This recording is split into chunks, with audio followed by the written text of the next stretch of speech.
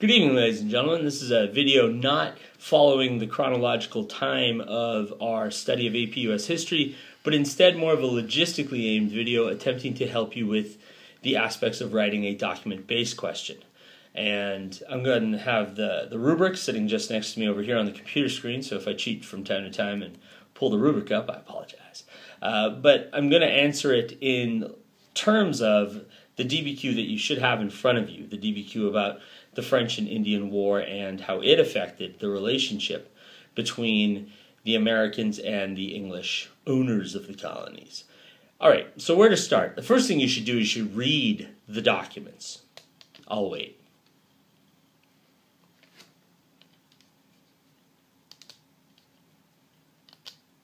Done. Okay, you've read the documents now.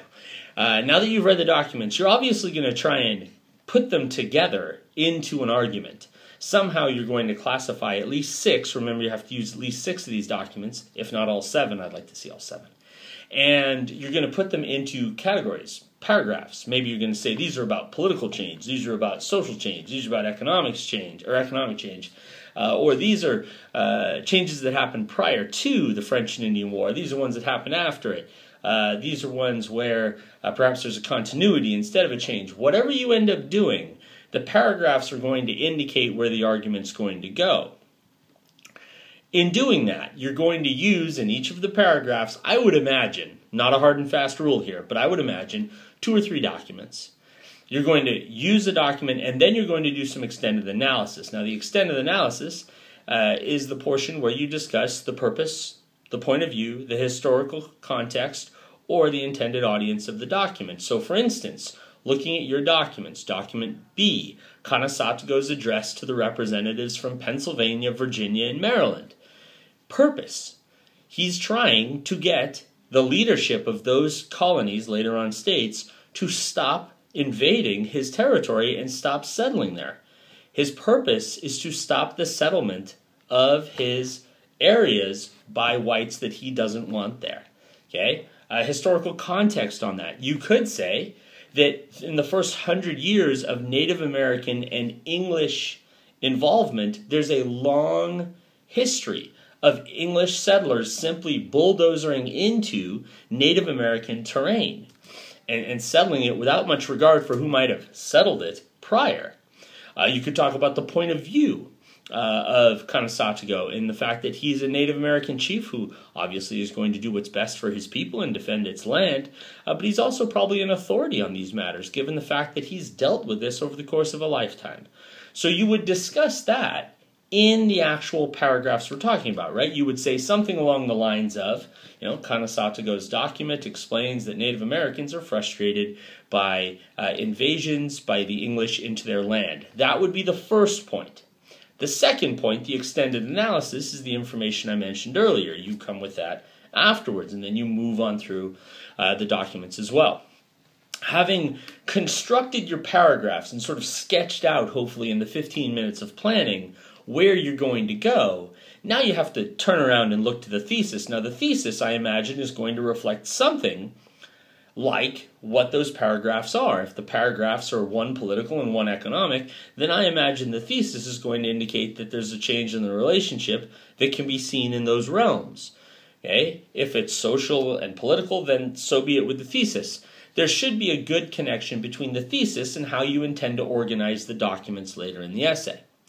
Before you go with the thesis, you're going to provide some form of contextualization. You're going to give me some lead-in.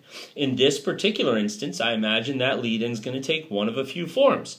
You're going to talk to me about why the French and Indian War is being fought, maybe, or you're going to talk about why the French and Indian War, part of the larger 7 Years' War going on in Europe, is being fought, or you're going to talk about the relationship between the English and the American colonists, perhaps prior to this period or leading up to this period. Maybe you're going to talk about salutary neglect or something. You're going to give me some sort of lead into this essay so that I understand when you start talking about the French and Indian War and how it changed the relationship, I understand where we are.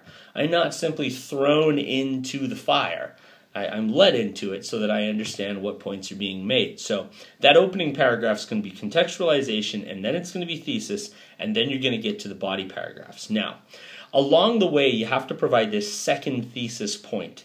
And that second thesis point is made by clearly linking your points that you make using the documents back to your thesis, either as a way of corroborating or proving what it is you're saying, clearly stating that this proves what it is you're saying in the thesis, or by showing contradiction between the document that you're using in the thesis and the argument that you're making as well.